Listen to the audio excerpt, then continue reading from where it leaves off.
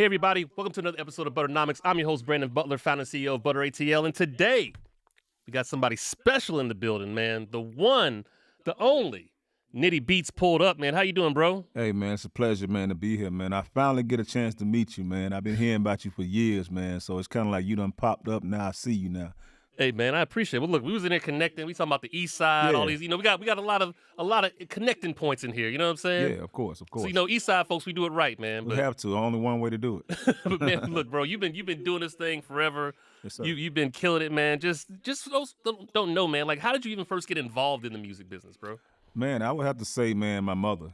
We'll start right there, man. My mother, she was a gospel program director in Atlanta, Georgia, for like 20 years. So she was on a station called WYZ Radio, located right by the zoo. Mm-hmm. And she did gospel radio, man. So she pretty much, I would go with her to the gospel concerts, to State Farm Arena, whenever it be concerts and stuff. And I just noticed, that she was a music head, and I was like, I want to be that.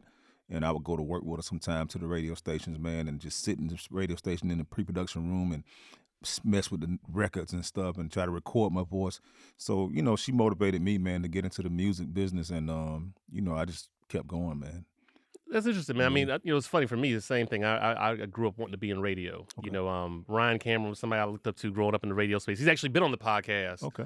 And I'm happy to say, me and him, we go out and we kick it every once in a while. Shout out to Ryan. Yeah. But it's kind of the same thing, right? I think for a lot of people, like, radio's kind of what pulled everybody in because, especially growing up, it was a very magical thing, radio, right? Yeah. It was like, I had a lot of friends and stuff. We would call to the radio station early morning so that we could hear ourselves on the radio. Right. My mama, she put us on the air, man, and that's how a lot of people started knowing me. It was like, yeah, that's Chad. His mother's on the radio. You know what I mean? So, just seeing that whole process of how it goes, seeing the artists that I would see on TV or hear on the radio come to the city, and they would actually have a conversation with my mother at the radio station. So, I remember I met Al Green one day at the radio station, man, and I was like, that's the guy from Soul Train. You know what I mean? So, I thought it was just real dope, man, to see, a black woman, which happened to be my mother, actually, talk to people across the airwaves and stuff. So I thought that was dope. That's what's up, man. Yeah. What's up? Now, where did the music part start coming in? Like, how did it go from radio and your mom to start actually getting into, like, making music? Yeah, as a kid, man, my whole family played music. My grandmother, granddaddy was a singer. My uncles and stuff, a lot of those were quartet singers. So my dad was a guitar player. So it was like when I was little growing up, as far as I can remember, a lot of times during Christmas time, my birthdays, a lot of people get toys. I would get instruments. Every year I get a guitar. So I did that growing up, man, and it was like I was kind of bad, I would say, back then, and I would get in trouble a lot. So I spent a lot of time in my room on punishment. So while I'm in there, I would say, okay, let me see what I can mess with. I always want to mess with something. Let me mess with something. So I pick up guitars and start picking up keyboards, start plugging. Then I would play the drums real loud to try to irritate my mother and my sister. So I just ended up playing a lot of instruments and stuff, man. And I started figuring out, what, I'm making sounds like the records and the music that I hear. You know what I mean? So I just kept on messing with music from the age of 4 all the way up. I played drums in church. A lot of churches around Atlanta played drums in the churches, and I met a lot of people. So when you start playing drums in churches across Atlanta, back then Atlanta church scene was real big. Yep. So, I grew up playing for a lot of choirs. We had the Pace Sisters. We had a lot of quartets in Atlanta, you know what I mean? So I would go to these concerts and see how they would put them, how they prepare, how they would perform on stage. So I was like, you know what, I like this. And then I got more into, I was always nosy. So I would always read, when I'm at the radio station, I read the back of the credits. And I'm like, well, what does a producer do? What does a guitar player do? What does an executive producer do? You know what I mean? So then I started, just start picking up books, reading. And I was like, you know what? I think I want to go in this direction. You know what I mean? So I just always played music by ear. I play 7 different instruments. I don't read music, but, I can get in with any band and play whatever I wanted to play with them. You know what I mean? So, I always just was the type of person I love music. I like to create a lot of original music. I don't like to sample too much. But I just think it's like drawing a picture. You know what I mean? So Yeah. it would relieve a lot of stress too. Growing up, you know what I mean? I didn't have a father growing up. So, as a black male, you grow up sometimes with this anger in you. My mother did everything that she could do, but sometimes you need advice from another male that, you can respect. Yeah. So I didn't have that growing up, man. You know what I mean? So, but the music was just one of those ways that I just let out steam. You know what I mean? And I just got to the point that people started saying, "Hey, I like that. I like this. I like that." So that's what happened, man. And got into high school and started meeting other people that went to school with me. And I went to a performing arts school, Avondale High School. And I just kept going, bro. Just one thing led to another, you know. Yeah, man. Look, we were talking about offline, man. I mean, look, Avondale, that was the spot. That was so many legends have come out that spot. We was talking about it before you got on here from, Yeah. the Donald Glovers, the people Yeah. like yourselves, right? Like, Yeah. what was it like in that time? Like, did you kind of like see a vibe or like the energy that was kind of coming out of there? Or did you like know this is a special place? Yeah, I did, man. It was like a lot of the students that I think a lot of us met in the performing arts department. And I wasn't technically signed up for performing arts. I was sneaking in there. I was skipping classes. Right. So it was me and a guy named Leonardo. We played drums for the gospel choir. And that gospel choir, man, like they were like, to be some kids, they were dope.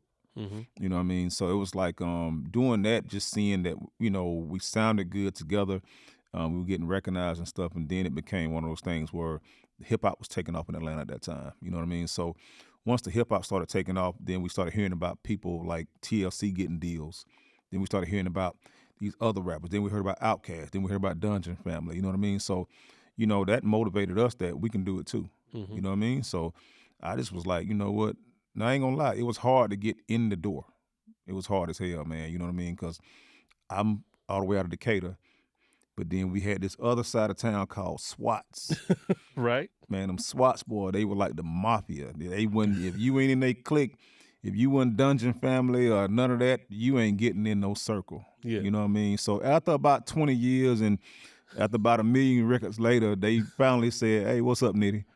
But shout out to the whole Dungeon family, man. Those boys, they're pioneers, man, and I'ma always respect them and salute them.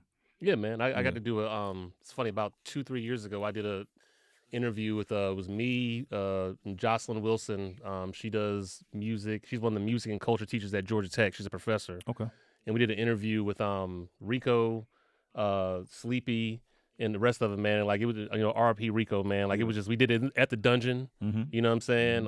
It was just, it was an amazing experience, especially me growing up as an Outkast fan. Yeah, yeah. I mean, I was like, Outkast is number one. Me Yeah. and Big Boy do some stuff together. Me and Killer Mike have done some stuff together. You know what I'm saying? Yeah. But like to be invited to the dungeon, Yeah. I think it was for like the 25th anniversary of ATL or something like that. Yeah, And yeah. like interview those guys right there where that stuff happened, man. Yeah. Like it was an amazing time, bro. Like, what do you remember about like the Atlanta music scene, kind of in that? Because I think about it too, right? You just think about the kind of the mid '90s.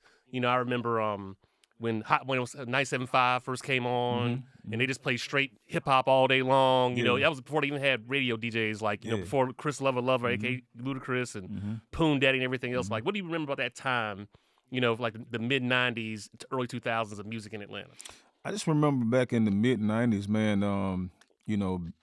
We was always going to a lot of talent shows and stuff like that. I think the dancing and stuff that came out around that time. A lot of the bass music. So we had a club called Sharon Showcase in Decatur.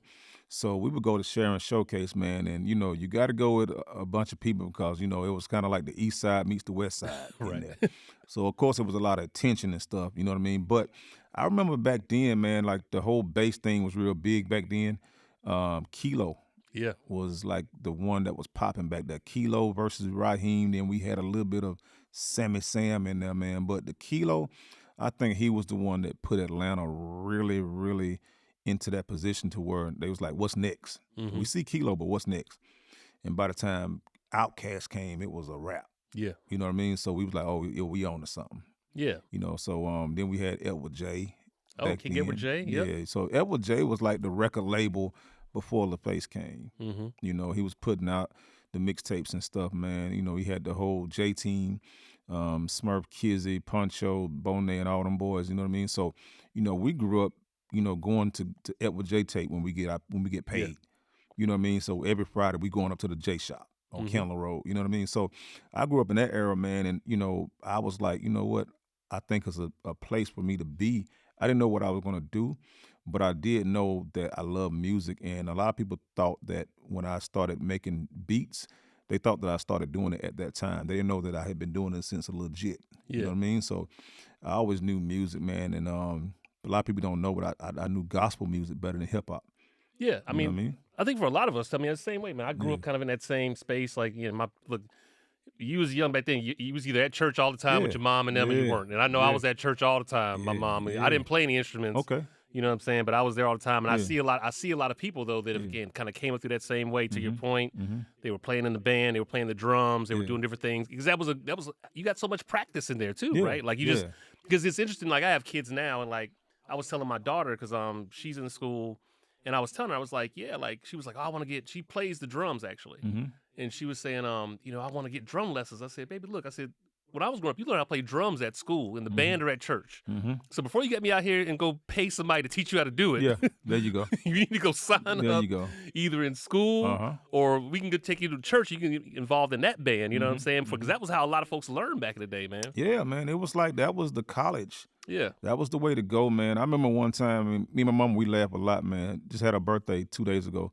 We laughed a lot, man. It was a, and I want you to go back and Google this guy. His name was Raymond Miles. Okay. He was out of New Orleans. He was a musician, big gospel musician back in the 80s.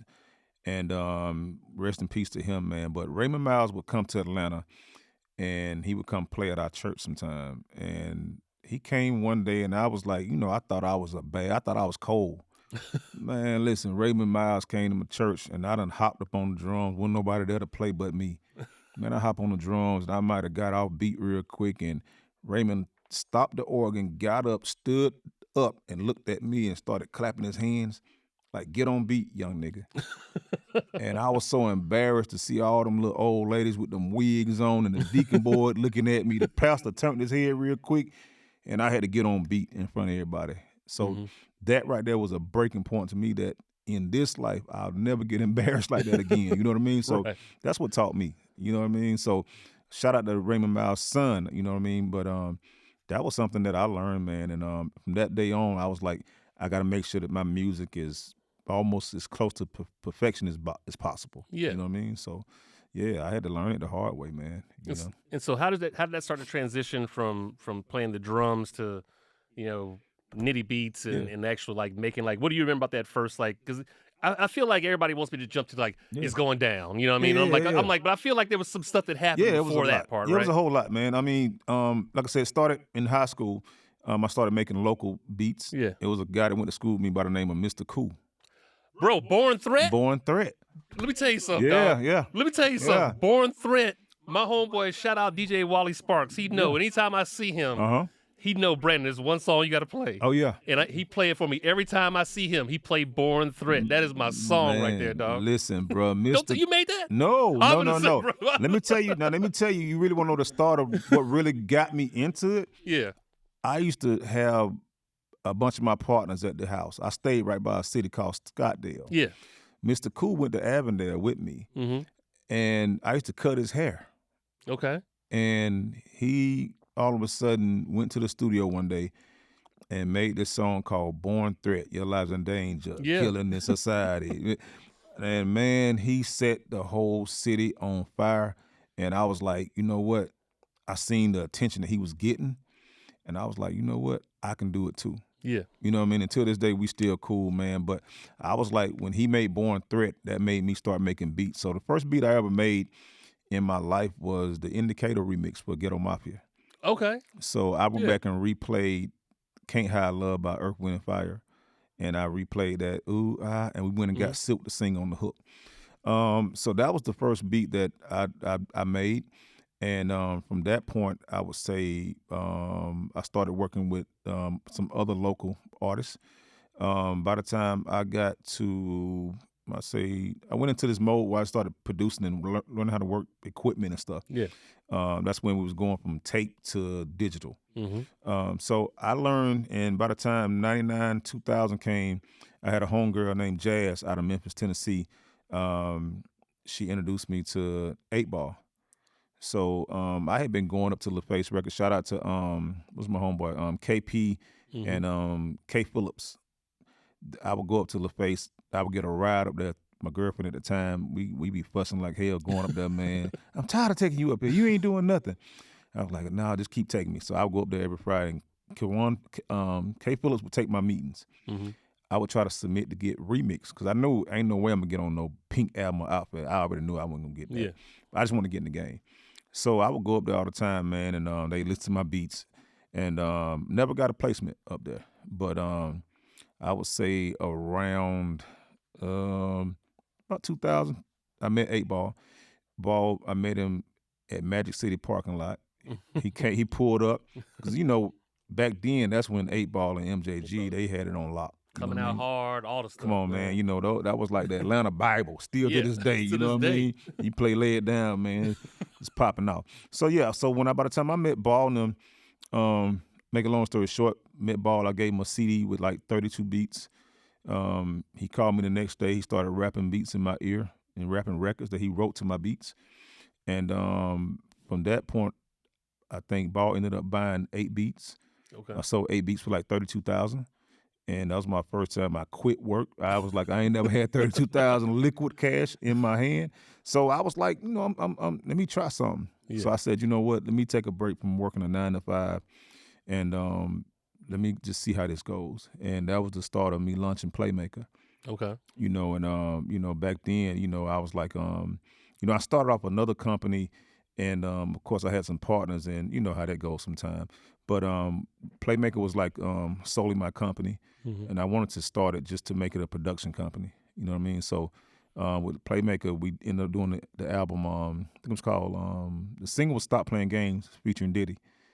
The 8 Ball MJG one? The 8 Ball record. Yeah, that was his second solo album. Yeah, Stop Playing Game. Yeah, okay. So I produced that, and that's how I met Puff. Okay. You know what I mean? So the album went gold. I produced 7 records on that album. And I think we put Ludacris on that album back then, Carl Thomas and more people and stuff. So after we did that album, then I just kind of started building my relationship with different people in the industry. So it went from, to Stop Playing Games to just doing a lot of production for people. By the time we get to 2004, 2005, me and my homie Block used to always come up to the studio. We had a studio on Candler Road, so he'd always come up there, man. We'd just be talking and kicking it. You know what I mean? That's always been the homie a long time. And Block was like, man, you know what? Man, I want to put together a group. And because at first he wanted to put Trick Daddy and some more people all together, but that didn't work out. So then he was like, well, you know what? I'm going to put Boys in the Hood. I'm going to go get people nobody know. Mm-hmm. And by the time I was like, you know what? That might be something hot. So I gave him some beats. Next thing you know, we put the whole Boys in the Hood project together. And I think I produced about 3 on there. And them boys ended up being a single. Mm-hmm. And then that's how I met Jeezy. And we put Jeezy on the Taking Too Long to Lock Up, all that. Yeah. Then after that, we ended up, Puff, we ended up doing some more business together. And the next year after that, 2006, we came right back with Block. And we did the Young Jock project. Mm-hmm. You know what I mean? So I co-executive produced that album, man, ended up with the single, which was just Going Down. And I just kept working, man, just branding myself and staying out of trouble. You know what I mean? So it was like, Atlanta's one of them cities, man, if you're not careful, you're getting some trouble real quick. Yeah. And that's, I think what's going on right now. It's real easy to get into, man, but I just tell everybody coming up, stay focused and just keep doing what you're doing. And, if you're in jail, you can't work. Mm-hmm. You know what I mean? So that's why I always was like, let me stay out the way.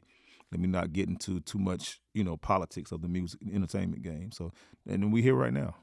So let me ask you, man, because I'd love that rundown, bro. Again, you dropped Mr. Cool in here, so I'm just saying, bro. Like, a lot of people don't know. I tell people, that Born Threat, to your point. That's what we used to ride around the Eastside listening to. Oh, yeah. That 8 Ball MJG coming out hard, 9mm boys, all that. Mm-hmm. You know what I'm saying? But then, like we'll talk about the Young Jock in a second, but I want to know, because I remember that whole, the Boys in the Hood and, Block E&T and all the kind of stuff they were doing. Like, when did you start kind of branding? It's like, where'd the name Nitty Beats come from? The Nitty Beats thing came, man, when I met Jermaine Dupri. Okay. Jermaine Dupri came to me in 2004, gave me my own production situation. So I did a production situation, a joint venture with JD, to where I would sign acts and produce records. And the whole Nitty Beats thing, man, was one of those things where It was a joke, you know. Got a little kid to get on there. And I was like, say my name, Nitty Beat. This Nitty Beat. So I was like, you know what? And at the time, JD was working on a little compilation, so I started putting it on these little records and stuff. I think it was called Young, Fly, and Flashy. Yeah. So by the time we did that, I put it on some records, and then by the time people started hearing it popping up a lot, I was like, I might be on to something. So then someone, it might have been, I don't know who it was, but someone said, you know what, you should put that on all your records. And I'm like, I don't know why, but let me try it. So then I kept doing it, man, and then the more I did it, the more people would look forward to hearing what's going to drop after the Nitty Beat tag. Yeah. You know what I mean? So I just always said, well, you know, if I'm going to put this on a record, I got to make sure I come with some heat after that thing. You know what I mean? Right. So I just always put it on a lot of records, man. Then I just started branding the whole Nitty Beats thing. And by the time I got with JD, you know, just to be real, when I did the deal with him, I was like, well, JD got a name, but my name ain't big as his. So I learned a lot of the game from JD. And then I would say in them 4 years, I might have spent about $500,000 just branding my name, you know, clubbing and parties and all that type of stuff. So I knew the importance of branding because, you know, he taught me the importance of that too. You know what I mean? So we would go out of the country, in the country, and he was like, Nitty, you got to do this. Nitty, you got to do that. You got to do that. So I learned a lot from him. And then Puff taught me a lot too. I can't say, you know, I know, he went through a lot of stuff, you know, in the last whatever. But at the end of the day, I learned a lot of game from Puff, just teaching me how to. He was the first person that told me I was a producer, you know, because by the time I met him, he was like, you got to tell me what to do in the booth. And I was like, nigga, I can't tell you what to do. You Puff, you know what I mean? Right. So for him to tell me that, I was like, you know what, that's a big statement. And you know what I mean? So and then he told me again, he was always a fan of my work. So, you know, for him to at that status and you know, that was the height of Bad Boy, you know what I mean? So I was like, I was honored, you know what I mean? So just being people telling you, people don't understand, just small words like that can take a person a long way. Yeah. And it motivated me to want to do so much more. And, you know, I was like, you know what, that's something that I needed in my life because I knew what I was doing, but when you're doing music and stuff, sometimes you spend a lot of time isolated. So you don't really know the effect that you're having on people. You know what I mean? So like I told Ball when I first met him, I said, man, you guys don't know how many nights we would just listen to y'all's music and we would just go to sleep. We would sit in the car and play it back to back to back. And, you know, you guys taught us, you guys kind of raised Atlanta. Yeah. You know what I mean? A lot of people don't want to give it to them, but I'm going to tell them, yeah, y'all raised Atlanta, man. We was growing up, but still early. It was early, man. Yeah. So it was just one of those things, man. So I'm appreciative. Nah, man, look, I'll be the first one to argue with anybody and tell them Space Age Pimpin' is a love song. And you can't change my mind. I don't care what nobody says. Man, if I get married, man, they going to play Space Age Pimpin' at my wedding. Man, my mama, she heard Space Age Pimpin' one day, and because I was trying to tell her, I was like, listen, I said, everything that you hear on records, don't take it serious. Look at it like you're looking at a Denzel movie or something. It's acting. It's entertainment. Yeah. So, but she said, I couldn't listen to that, though. But I told her, I said, man, Space Age Pimpin', they should play it at church every Sunday, man. It's a love song. That's a love song, right? You can't convince me any different. Nah, That's a love it's song. a love song, man. Shout out to Ball and G, though, man. Yeah, man. Nah, man. Look, there was definitely a time again where like so much of the Atlanta sound was like emerging. Like it was still kind of starting to figure itself out because it had a lot of that Miami bass influence in it still. Yeah. And like, you know, Outkast and Dungeon Family was kind of just starting to pop up. But yeah, man, we had Hitman, Sammy Sam, Boot Camp, you know, Smurf, all them guys, JD and everything. Yeah. But like I think Atlanta was still kind of trying to like figure it out a little bit. Yeah. And figure out like what our sound was. And so to your point, like, yeah, man, I remember growing up, bro. Yeah, 8-Ball and MJG, all that stuff. We used to bump that stuff every single. I still know the words of 9 Little Millimeter Man, Boys. listen, Like, don't play with me. Hey, you put that 9mm on, man. I mean, man, listen, bro, you gonna hit like it touch your soul. I can't even explain to you. Sound crazy, man, but if you ain't grew up in Atlanta around that era, man, you won't even understand where we coming from right now, man. But that's like history, man. Like, and you know, it's like to this day. That's why I'm real concerned with a lot of the new artists that are coming out, and I'm trying to explain to them, hey, you want to make records that are going to be here. Yeah. That are going to impact real hard. Don't make microwave temporary music. It's cool to do it sometimes, but think about, you know, the quality. Think about, and that's something that, you know, we're going to touch on a little bit later on. Yeah. You know, but yeah, that's why I was always like, you know, my mixes back then would cost $3,000-$4,000 because I was like, I want them to sound a certain way because I got to compete with, you know, Puff told me, hey, listen, if you want to be a producer, you got to compete with the other producers that are out here. Mm-hmm. You got to compete with anybody that's ever produced a record prior to you. So I'm like, okay, well, I got to go and find the best engineers. I got to go get the best musicians and all that type of stuff. So that's why I learned, man, and I'm still learning. You know what I mean? So it's just one of those things where I'm just appreciative that I'm in Atlanta because Atlanta's one of those cities where you could bump into. I remember when I first met Jazzy Faye, he was in the Atrium. Shout out to Atrium. Yeah, he was using the bathroom, and I ran up on him and tapped him on the shoulder. He turned around like, man, let me get through peeing, man. Hold on. I'm like, nah, you got to meet me. You know what I mean? So I met Jazzy, man, and Jazzy was one of the ones that he was over there at Noontime at that time. Mm-hmm. And Noontime was popping, man. And I wanted to be a Noontime producer so bad, man. Shout out to Terry Ross. Mm-hmm. Terry Ross, he took a couple of meetings with me, man. And I think I actually could have got into that situation, but I think I started getting a little bit more like, you know what, I think I want to be a little bit more independent. Yeah. And at the time, they had Brian Michael Cox over there. They had Teddy Bishop. They had Anthony Dent, J-Dub. They had a lot of producers over there. So I'm always studying producers and stuff, man. But I was like, you know what, let me just try to network and get to know people. And hopefully they'll like my music and respect it one day. And, you know, but like I said, I would try to get on with a lot of people in Atlanta, but I couldn't get inside those buildings and stuff until I made a name for myself, and then I came back to the city. Yeah. You know, so that's what it was, man. But it was no malice behind it where I had hate or I'm glad that they did me like that. You know what I mean? Because I was like, okay, y'all made me work to make y'all speak to me. I appreciate it because if that's what I had to do, I take that. Yeah. And you built it up and you made it happen. And I mean, I got to ask them. So now we're at that point. Yeah. I mean, I got to ask about his going down because even to this day, man, you know, like we were talking about again off before we started recording. Like 404 Day is an event that we do with Butler and Trap Music Museum and AIE and Finish First. We do this big thing every year, and so actually even this year, we do an event every year at the city at City Hall.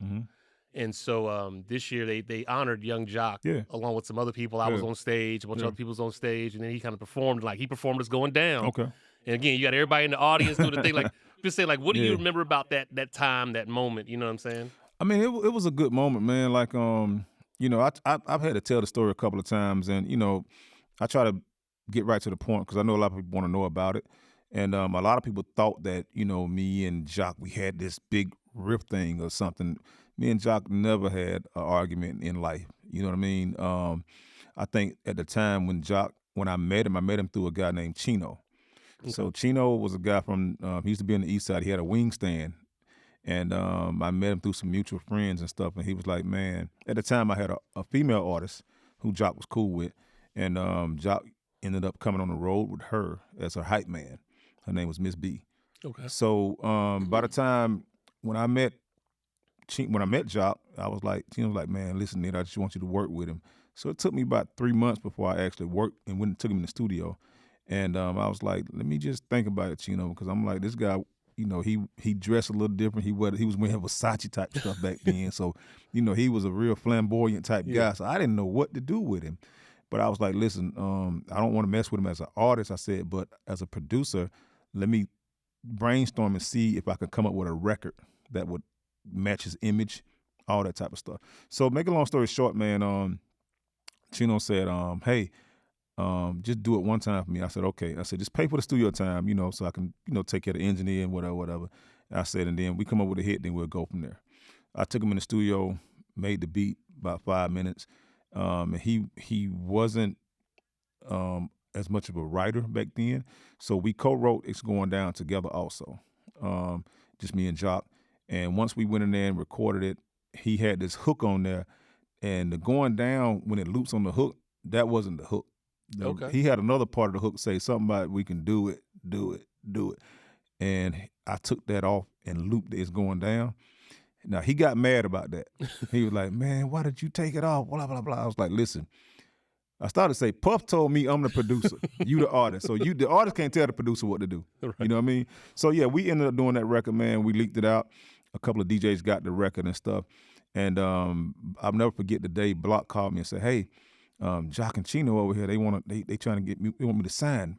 Because, you know, he knew Kim Porter at the time. I was like, He said, "You not trying to sign him?" I said, "No." I said, "Go ahead and sign." I said, "I'm just the producer." I said, "But sign him. That way, at least we know it's in Atlanta." Yeah. And I think at the time JD wanted to sign him too, but it was like back then, I didn't understand the way the game go. I didn't understand about the meetings that go on, and you not there, so I didn't care because I knew that I had read so much about as long as you know that you own the beat and all this stuff, business get taken. So anyway, we ended up doing the record. The record got out, and next thing you know, everybody's starting to do the little motorcycle dance. And it just went crazy, man. And that was one of those things. Shout out to Kevin Lyles, because at the time, I think all of us had a little bit of, we all thought we had a say so on the record and blah blah blah blah blah. So Kevin Lyles was the guy that got me to clear that record. And just to be honest, Kevin Lyles gave me, I think I told him I wanted $100,000 for the beat. He gave me $75,000, and I co-executive produced that album, and the rest was history, man. And like I said, all us to this day, I've seen Jock, seen Block. We all, have cool relationships and stuff. It's never been any type of bad energy or anything like that. So that record was a blessing to the city, and I think the culture. Yeah. You know what I mean? So I would just appreciate that I was a part of that record, man, to be honest. Yeah, I think in everybody's career, there's like I say like moments and inflection points, and I feel like that was definitely kind of a moment and an inflection point for you, right? Because that was a huge album. Yeah. Again, everybody's doing the dance, and again, it was huge even outside of Atlanta. Yeah. Right. And I think for a lot of times too, people kind of like people don't understand how like regional music used to be. Yeah. You know what I'm saying? And Yeah. like, Atlanta still kind of get the respect, but it like popped off. Like my question for you is what changed after that album blew up? Because just for the record, that album is how many times platinum now, like roughly? It's a lot, man. I mean, it did real good, man. I could just say that that's a record that just watching how it keeps going and it won't die. But like I said, it's up there, man. It's multi-platinum. Yeah. And like I said, I knew that I wanted to make a record that could go in the South and the North and the West Coast and the Midwest. So that was my plan. So I was trying to make a universal beat. That's why I try to tell a lot of producers and artists, don't make songs just for your area. Shoot for the world, because it's a bigger world than just Georgia. Yeah. So we just it did what it did, man. And like I said, it got so big, and it was so much going on. I wish that we could have did more records at that time, but because of Jock and Chino and everybody being new to the business, because they wasn't in the business at the time. And I've seen a lot of artists make those mistakes. Like, no disrespect to them, but I think that sometimes us as just people in the entertainment business, when you're new to it, you think that, oh, I got it now. I don't need to go back and see Rich Keller, or I don't know to go back and see Leslie, that engineers, to mix these records. They don't realize that the ingredients that we bring, that different people bring to the table, sometimes you need that. You know what I mean? So same thing that happened with Rich Homie Quan. I hate to this day that I only did one record with Rich Homie Quan. I produced that, and it was called Flex.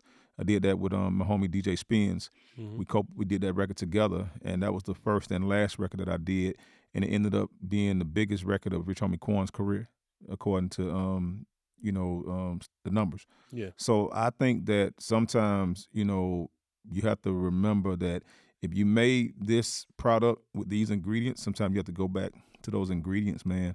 Because I remember when the Jock album came out, I went and I think they went and did a record with Pharrell. They went and did a record with this person, that person. I was like, to myself, I was like, well, Pharrell didn't give you It's Going Down. Why would you go? Right. And I know Pharrell was busting.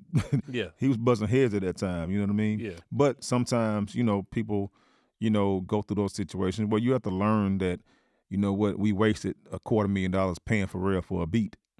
You know what I mean? So it's a learning process, but I think it was a learning process for all of us. Because I think we all had little bits of egos back then, because the record got so big so quick. You know what I mean? So, it was a learning process, man. But like I said, the record still lives, and hopefully it'll keep living forever, man. And, we could maybe one day do some more. Who knows? Yeah. And, it's interesting, too, when you talk about, like, quality and the ingredients. We had, Curtis from Patchwork in here. Yeah. And that was a big thing he even talked about, is just like, I want to make sure that there's a certain kind of sound that comes out of Patchworks. People come in here, you know what I mean? Yeah. Like people, they'll record stuff other places, but like it ain't gonna just hit like that. Or he talked about, you know, when he was working with Jeezy and just like this bass is gonna hit a certain kind of way. When it comes to just quality and sound, like what advice would you give to producers and engineers? Because now it seems like the barrier to entry is kind of low. Mm-hmm. And what I mean by that, like no disrespect, because a lot of hits come out of a lot of different places, right? Mm-hmm. But like for a lot of folks, they can just make it on their computer, they can do something really quick. You know what I mean? And like they don't necessarily, and they might not necessarily have the music training and the music background. So like when you talked about quality and just the ingredients, what advice would you give the kind of up and coming producers that are making music now to make sure they're approaching it the same way as you all did? I mean, I would tell them, you know, go back and listen to some of the albums that you see that sold platinum or better. I used to go back and listen to a lot of the Quincy Jones production, where he would bring in guys like Rod Temperton and Greg Philligaines and stuff when he made Thriller. He went and got Brothers Johnson, and he went and got those guys to play all the bass instruments and stuff. So I would listen and see, okay, well, let me read and see who mixed this, who mastered it. You know what I mean? So I think being a producer, yeah, we can make beats real quick, but the mixing and the quality of how people hear it when they hear it is what really matters. So I tell people it's all about the quality of the music, because you can have a hit record, but if that mix come out or that master's not right. I was listening to Quincy Jones talking about when they made Thriller. And when they made that album, he was saying that one song, they had up to like 60 different mixes of one song. You know what I mean? So it was like, I think the quality is the key to anything. Because you can have, some of my records, man, I might have 3 sounds in them. I actually did a record called Go Ahead with Gucci Man. Oh, yeah. We did that at Patchwork. Shout out to Kurt. You know what I mean? That record, I put one sound in there and some drums. And Gucci came on there, Shawty got his own hood. And I'm like, okay, we done. No more sounds. And Kurt, he made sure, you know, we had the bass hitting so hard and stuff, man. And I think Mike was engineering or something. And I just think that at the end of the day, make sure that you got everybody head bobbing as a producer. If their head ain't bobbing and people going to the bathroom, niggas going to order Chick-fil-A, man, go on and get up out of there and start that thing over, start something new. You know what I mean? So I just try to make sure, man, if I ain't got your head, if my head ain't bobbing and yours ain't bobbing too, then I done made the wrong beat. We got to throw that thing away and make something else, man. So I just think, you know, producing this stuff, man, like, you know, I can produce forever. You know what I mean? I got a record. I hate to talk about it right now, but I'm going to go on and drop it. But I got a record that is nothing but comedians on there. Okay. I was with Desi Banks last weekend, and he heard the record. He wants to get on the record. But it's going to be a record I think people are going to talk about it. You know what I mean? So I just think as a producer, man, there's no limit to what you can and can't do. You just do your best as a producer. You know what I mean? You know, it's funny you say this stuff too, and you know we've had some other folks on here that have, you know, done music. Mr. Hankey's a good friend of ours. You know what I'm saying? He actually made the beat for the Butternomics song. You know what I'm saying? Congrats. And you know, my dad was in the music business a little bit, and I remember growing up. And it's kind of a funny story, but I remember we're talking to Barry Gordy, and I remember Barry Gordy said something to me that I'll never forget. He was like, "The best songs are the ones where the hook is a complete thought." And I don't know why he told me that, bro. I was like 10 years old, probably. I have no idea why he said that, but it's just, well, you know, those things like it sticks with you. And so it's funny, like as you kind of talk about different songs, I always kind of think back to that. And then I even think about like some of the music that kind of comes out today, where it's like, like all these songs, like the chorus was like a complete thought. And I think a lot of the stuff that comes out now is just words. You know what I mean? They just kind of throw it together. And like, I don't know, like, have you ever seen any kind of advice or anything similar like that? Yeah. I mean, it might sound crazy, man. Like this guy, when I met this guy, my cousin brought him to my studio. His name was Sugarfoot. He, at the time, I didn't know who the hell Sugarfoot was. But come to find out, Sugarfoot was a guy that was in a big group from the 70s called the Ohio Players. So he came in the studio one day. He came in there with some, you know, he just came in there and he was talking, and he said, he seen a guitar. He said, "Can you play it?" I said, "I can't play it that good." And he looked at me and said, "Shut up." I said, "What you mean?" He said, "Don't never tell nobody you can't play a guitar or instrument." He said, "You play what you gonna play and ask them, did they like what they hear?" And from that point, I can say that he made me say, it might not sound good to me, but do I got 10 out of 20 heads bobbing in here? Do they like it? That's what matters. So we make music for the people, not for us. And that's what I had to realize as a composer and a producer. I was like, it ain't about me. I got to satisfy the people that got to listen to it. I don't even like going to clubs that much. You know what I mean? So I just think that something like that was something that I can say that I can remember someone told me, and then like I said, Puff, he always told me to work with an artist that I thought could sell the record. Don't just work with my cousin. Don't just Yeah. work with my homeboy because that's my homeboy and I grew up with him. And he always had a life dream of rapping. You know what I mean? So you have to treat it like a business, man. You know what I mean? So now I ain't gonna lie, I've had some people get mad at me about that. Even now, when with my production company, I signed a lot of artists. Some artists did better than others, and the one thing that I've seen in common is when any artist that you ever mess with, when they're going into a decline as far as the popularity, it's like a cat in a corner. You know what I Yeah. mean? Because, and it's a sad sight to see because, you see them when they getting, 10 shows a month, but then they don't understand that your attitude, your demeanor, all that plays, it goes a long way. And once they're going down that hill from being up there on top, it's a bad sight to see, man. So I try not to, I don't like to witness that, to be honest. You know what I mean? I try to keep it business with anybody I do business with, and that way, because sometimes I can give you advice, but you might not agree with it. Yeah. And as a grown person, you don't ever have to take my advice. But I can tell you this: a lot of producers, songwriters, artists that I've worked with, I know when they lay down at night, they can say, you know what, Nitty was right about a lot of stuff that he told me. And Yeah. they might have had lashes out and say, "Man, I don't like Nitty," or blah blah blah blah blah. But at the end of the day, they know that the only thing I did with their lives was change their lives. Mm-hmm. And I try to make sure that they can, at least try to fulfill their dream. You know what I mean? And when I first got heard one song on the radio, I was happy. I didn't care if I made another record at all. You know what I mean? Shout out to Greg Street. But I just was at that point to where, like, long as my dream is done, I always want to help other people Yeah. through my production and stuff. So that's it, man. That's all I want to keep doing. If you kind of put it's going down over here Mm-hmm. in the side for a second, Mm-hmm. not to disrespect and that's such a huge hit and everybody knows it. Like my question to you is, what have been some of your other favorites? Like if you had is there another beat you made, another song you made that you produced? It's like, I just whether it blew up and went crazy night, man, I just like that was it right there. Like is there anything like that? Man, I think it was a couple of 'em, man. Because I think that a record that I liked, and it wasn't the biggest record, but I would think it could have been.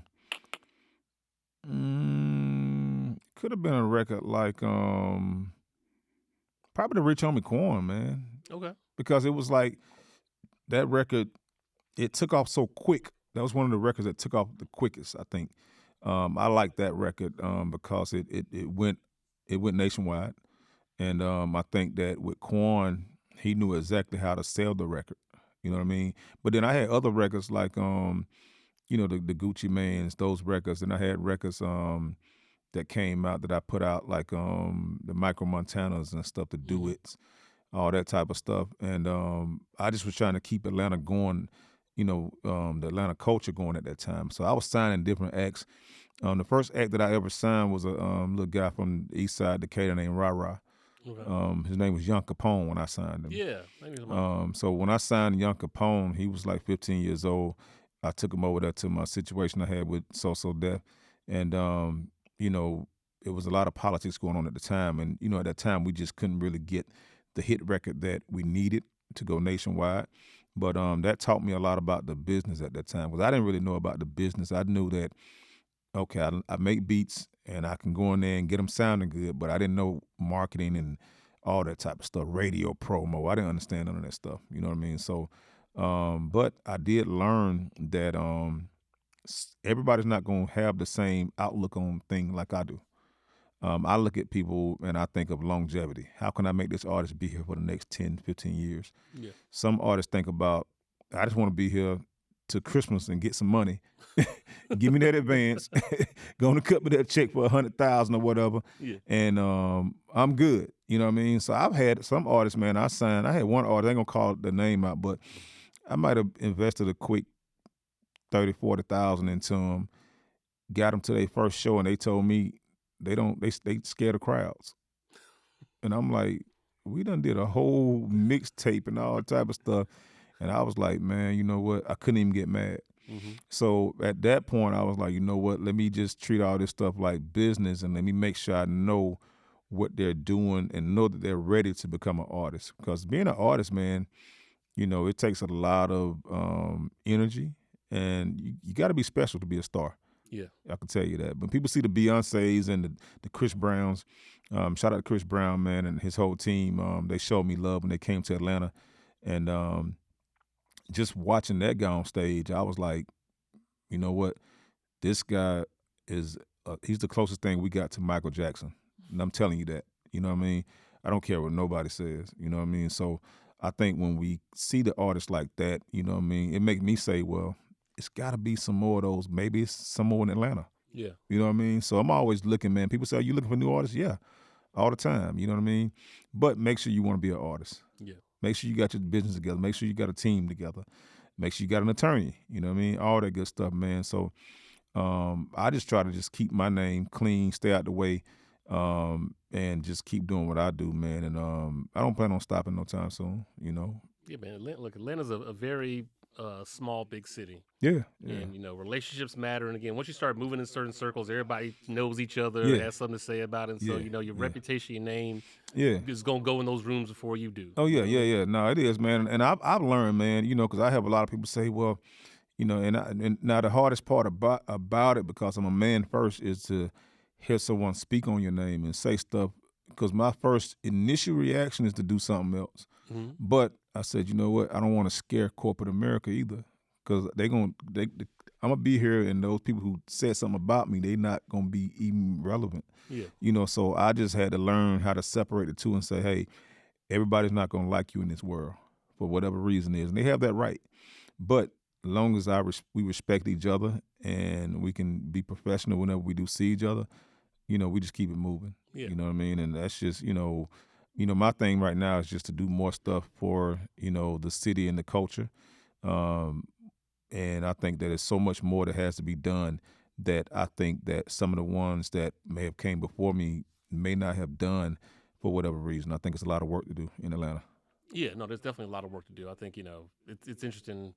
I won't go too down far that rabbit hole, but me and my friends talk about it, especially like in the political space. Mm-hmm. You know, there was a time when, you know, people who were making a difference, they also made sure to kind of pull up and bring up and kind of train the next group of people. Yeah. And so we even talk about it now from like a cultural standpoint, Yeah. right? It's like, you know, you've got people that made it, that made their money, that made their name, Mhm. but, you know, that they really kind of like groom and start to like build and bring in the next group. Yeah. And that's where you kind of see starting to disconnect to come in. So, I mean, I Yeah. think Atlanta definitely needs that. But, Yeah. yo, man, look, this is a good conversation, man. We're going to get ready to wrap this up. But I got to ask you, though, like, if you were coming out today Mm-hmm. and you was getting this whole thing started over, like, what would you approach? How would you approach breaking into the business differently if you were coming out today? Coming out today, I would just make sure that I have a good team. You can't do everything by yourself. And that leads to where, you know, what I'm about to do, October the 8th. Mm-hmm. I have a thing called Create the Perfect Song. And what that is basically one of those things where I'm going to show the people that have those questions like that, like, what do I do? How do I make it work? And I'm just going to show them like the stuff that I went through, because some people think that, well, the only way you can make it is if you go to college and you go to music school and I'm like, that ain't how I did it. You know what I mean? And no disrespect to the people that went to those schools and stuff, but a lot of them that I've talked to, they tell me, hey, school didn't really do nothing for me like that. Mm-hmm. You know what I mean? So I want people to understand that it's a new world now, and you got to do different ways of getting things done now. So I think that as long as you just do the best music, keep good positive people around you, and I think if you stick to those, you know, things right there, I think you'll be all right, man. Because you know it's a lot of talent, and you never know who's gonna be that next star. You know what I mean? So, and you know, like I said, I'm fine with signing some one-hit wonders. I don't care. You know what I mean? Like, as long as we impacted the culture some type of way, that's what makes me happy. You know what I mean? So I think that we just gotta, as the producers, I think we gotta just make sure that we work with the people that, you know, can have that impact and longevity. Okay. Yeah. So what y'all hearing is there's gonna be a Butter ATL mixtape coming out. Oh yeah. Produced by Nitty. All day, man. We're gonna get it done, We're man. gonna get it done. Yeah. Right on time of 404 day. It's gonna be the best. We're gonna get it done, brother.